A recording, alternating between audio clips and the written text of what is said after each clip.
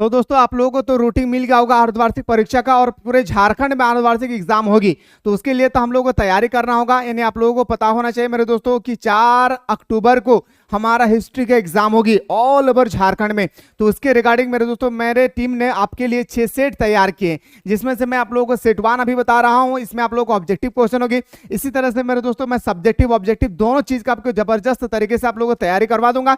तो पर हाँ, शर्त है कि इस वीडियो को पर बने रहना होगा, और मैं हर एक क्वेश्चन में कुछ ना कुछ एक्सप्लेन करूंगा। इससे आपको यह पता चलेगा मेरे दोस्तों कि क्वेश्चन का लेवल कैसे आ सकती है हमारे एग्जाम पे। तो चलिए मेरे दोस्तों हम लोग क्लास को आखिर स्टार्ट करते हैं। पहला क्वेश्चन क्या, अगर आगे बढ़ते हैं मेरे दोस्तों, पहला जो क्वेश्चन हमारा, कृष्णदेव राय की रचना कौन किसने, कृष्णदेव की रचना मतलब मेरे दोस्तों कृष्णदेव राय जो हमारे व्यक्ति थे ना, वो याद रखिएगा उसने कौन सी पुस्तक की रचना किया था। तो बताएंगे सर अमुक्तल मलायद। ऑप्शन नंबर हमारा क्या हो जाएगी, ये हमारा सही उत्तर हो जाएगा। ये तो आप लोग का अर्धवार्षिक एग्जाम हो रही है। अगर आप लोग चाहते हैं सर हमें फाइनल एग्जाम के अकॉर्डिंग बेटर तरीके से तैयारी करना है, तो मेरे दोस्तों अभी डाउनलोड कीजिए मिसाइल क्लासेस के ऐप को, और प्ले स्टोर से डाउनलोड करने के बाद आप लोग एनी हाउ इस कोर्स को ज्वाइन कीजिएगा। आप एनी हाउ आप कितना भी बड़ा स्कूल कोचिंग सेंटर पर कहीं भी क्यों ना पढ़ रहे हैं, क्योंकि मेरे दोस्तों यहाँ पे सुबह शाम आप लोगों को ऑनलाइन क्लासेस चलाई जा रही है, और वो भी आप लोगों का सिलेक्टेड क्वेश्चन के अकॉर्डिंग फाइनल एग्जाम का। तो लेट ना करें, जाएं ज्वाइन कीजिए, सिलेक्टेड क्वेश्चन का तैयारी कीजिए सुबह शाम दोनों टाइम लाइव क्लासेस के साथ।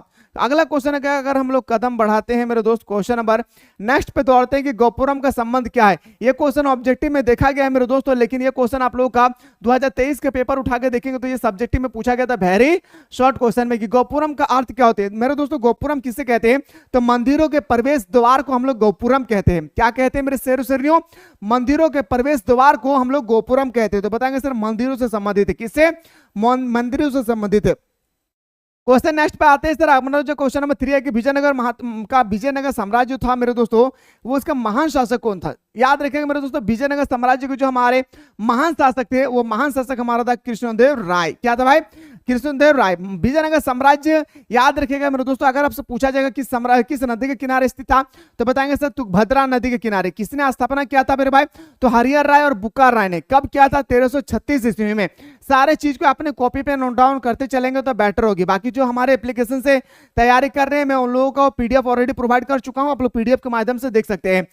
विजयनगर साम्राज्य की स्थापना किसने की थी, विजयनगर साम्राज्य की स्थापना मैंने अभी जस्ट बताया 1336 ईस्वी में तुंगभद्रा नदी के किनारे जो हमारे हरिहर राय और बुक्का राय ने किया था। किसने मेरे दोस्त, हरिहर राय और हमारे बुक्का राय ने किया था। ऑप्शन नंबर हमारा 20 का राइट आंसर हो जाएगी। आते हैं सर क्वेश्चन नंबर जो हमारा 5 है, पूछा गया हरिहर और बुक्का ने विजयनगर साम्राज्य की स्थापना कब किया। तो मेरे दोस्तों अभी मैंने बताया 1336 ईस्वी में। कब बताया, 1336। और एग्जाम से एक दिन पहले यानी आप लोगों का 3 अक्टूबर को एक मैराथन क्लास होगी। याद रखिएगा 3 अक्टूबर को क्या मेरे शेरों शेरनियों, एक मैराथन क्लास होगी, जहां पे मैं जबरदस्त तरीके से आप लोगों को सारा क्वेश्चन बताने की कोशिश करूंगा। अगर आप लोग मैराथन क्लास के लिए तैयार है तो आप लोग कमेंट सेक्शन में जरूर कमेंट करेंगे। चलिए आगे बढ़ते हैं सर, गाड़ी को थोड़ा आगे बढ़ाते हैं और गियर का नंबर आते हैं सर। गियर नंबर 6 लगाते तो पता चलता है कि हम्पी नगर किस साम्राज्य में संबंधित है। जो हमारा हम्पी नगर है भाई, ये किस साम्राज्य से संबंधित है, बताएंगे सर ये विजयनगर साम्राज्य से संबंधित है। याद रखिएगा हम्पी साम्राज्य किस राज्य से संबंधित है मेरे दोस्तों, किस साम्राज्य से, तो बताएंगे विजयनगर साम्राज्य। क्वेश्चन नंबर नेक्स्ट पे आते हैं सर। क्वेश्चन नंबर नेक्स्ट है कि विजयनगर तथा बहमनी के बीच प्रायः किस क्षेत्र को लेकर संघर्ष होता था। मतलब विजयनगर साम्राज्य और बहमनी साम्राज्य के बीच हमेशा संघर्ष होते रहते थे, हमेशा युद्ध होते रहता था। किस क्षेत्र को लेकर, तो बताएंगे सर रायचूर दोवाब को लेकर। मैंने बेटर तरीके से आप लोगों को ऑलरेडी एक्सप्लेन किया हूं जो हमारे एप्लीकेशन के साथ पढ़ रहे हैं। क्वेश्चन नंबर नेक्स्ट पे आते हैं सर 8 नंबर में, सर्वप्रथम विजयनगर की यात्रा पर आने वाला विदेशी कौन था। मतलब वो कौन से विदेशी यात्री थे जो सबसे पहले विजयनगर साम्राज्य में आया था। मेरे दोस्तों इसका जो राइट आंसर होगा हमारा निकोलो कॉन्टी। क्या हो जाएगा मेरे भाई, निकोलो कॉन्टी हमारा बिल्कुल सही उत्तर हो जाएगा, जो विजयनगर साम्राज्य में पहली बार आई थी। याद रखिएगा, ठीक है। आते हैं सर क्वेश्चन नंबर 9 पे आते हैं कि हम्पी को यूनेस्को द्वारा, और यह क्वेश्चन 2022 और 2023 का और 2024 का पेपर में उठाकर देखेंगे, तीनों साल कंटिन्यू ये क्वेश्चन आखिर पूछा गया है या नहीं, एक बार पेपर उठाकर जरूर देखेंगे आप लोग, ठीक है। तो हम्पी को यूनेस्को द्वारा विश्व पुरातत्व स्थल किस वर्ष घोषित किया गया था, तो बताएंगे सर 1986 को। कब घोषित किया गया था, 1986 को घोषित किया गया था, ठीक है। चलिए सर अगला क्वेश्चन पे आते हैं। क्वेश्चन नंबर नेक्स्ट पे आते हैं सर 10वीं नंबर पे, बहमनी साम्राज्य की राजधानी कहाँ है भाई। जो हमारा बहमनी साम्राज्य है इसकी राजधानी कहाँ है, तो बताएंगे सर विदर्भ। कहाँ पे भाई, विदर्भ में इसकी राजधानी। ऑप्शन नंबर हमारा बिल्कुल सही उत्तर हो जाएगी, सीधा करेक्ट आंसर हो जाएगा। अगला क्वेश्चन पे आगाज करते हैं सर। तालीकोट अथवा राक्षस तंगड़ी का युद्ध कब हुआ था? ये जो हमारा तालीकोट का युद्ध है ना भाई, इसको हम लोग और एक नाम से जानते हैं, इसका नाम था क्या? तो बताएंगे राक्षस तंगड़ी का युद्ध कब हुई थी? तो बताएंगे सर याद रखेगा 1565 में होती है। पानीपत का प्रथम युद्ध याद रखेगा 1526 में होती है। पानीपत का दूसरा युद्ध 1556 में होती है। अगर आप लोगों को पता है कि पानीपत का तीसरा युद्ध कब होती है तो जल्दी से बताएं 1600 कब हुई थी भाई। ठीक है, चलिए सर अगला क्वेश्चन पर आगाज करते हैं। क्वेश्चन नेक्स्ट पूछा गया कि सांची मध्य प्रदेश के किस जिले में स्थित है? अगर आप लोग अभी वीकली टेस्ट दिए हैं तो वहां पे ये क्वेश्चन पूछा गया था मेरे दोस्त, आप लोगों को वीकली टेस्ट में ये क्वेश्चन पूछा गया था कि सांची कहां पे स्थित है। याद रखिएगा मेरे दोस्तों, ये तो हमारा मध्य प्रदेश में स्थित है ये पता है, लेकिन मध्य प्रदेश में कहां? तो मेरे दोस्तों अगर आपके सामने भोपाल और रायसेन दियो ऑप्शन रहे, अगर रायसेन ना रहे तो भोपाल आंसर, भोपाल ना रहे तो रायसेन आंसर, लेकिन अगर दोनों दिया हुआ रहे तो आपको रायसेन ही क्लिक करना है। दोनों दिया रहे तो रायसेन ही क्लिक करना है। ऑप्शन नंबर हमारा 20 का राइट आंसर हो जाएगी। क्वेश्चन नेक्स्ट पे आते हैं सर, किस विदेशी यात्री के यात्रा वृत्तांत के आधार पर परदेसी फिल्म का निर्माण हुआ था? तो बताएं निकोलो कॉन्टी का। किसका मेरे भाई? निकोलो कॉन्टी का। क्वेश्चन नंबर नेक्स्ट पे आते हैं सर, अगला जो क्वेश्चन है कि महानवी के डिब्बे को किस विदेशी यात्री ने विजय का भवन की संज्ञा दी थी? तो बताएंगे सर ये देने वाला था हमारा डोमिगोस पेइस। ऑप्शन नंबर हमारा बिल्कुल सही उत्तर हो जाएगी, ए इज द करेक्ट आंसर। कौन सा विदेशी यात्री घोड़ों का व्यापारी था? कौन सा विदेशी यात्री घोड़े का व्यापारी था? याद रखें मेरे दोस्तों, वो व्यापारी था हमारा निकितन और एक था हमारा सर यूनीज। ऑप्शन नंबर ए हमारा और बी हमारा सही उत्तर हो जाएगा, ऑप्शन नंबर डी हमारा राइट आंसर हो जाएगा। चलिए सर अगला क्वेश्चन, अगर आप लोग सब्जेक्टिव क्वेश्चन भी चाहते हैं कि सर हाँ हम लोग को सब्जेक्टिव क्वेश्चन भी चाहिए तो आप लोग जरूर जल्दी से आप लोग कमेंट सेक्शन में कमेंट करना ना भूलिएगा। ठीक है, चलिए सर सुल्तान के प्रसाद में प्रवेश द्वारा की संख्या कितनी थी? तो बताएंगे सर याद रखिएगा 7 द्वार थी। कितना भाई? 7 द्वार थी। क्वेश्चन नंबर अगला पे दौड़ते हैं तो पता चलता है मेरे दोस्तों प्रसिद्ध विरूपाक्ष मंदिर। याद रखिएगा विरूपाक्ष मंदिर आप सेमेस्टर में भी जब पढ़ेंगे ना तब भी ये क्वेश्चन आपके एग्जाम पे आएगा। अंडरस्टैंडिंग इंडिया में प्रसिद्ध विरूपाक्ष मंदिर कहाँ स्थित है? तो बताएंगे सर ये हम्पी में है। याद रखिएगा कहाँ पे मेरे भाई? हम्पी में। ऑप्शन नंबर हमारा क्या हो जाएगी?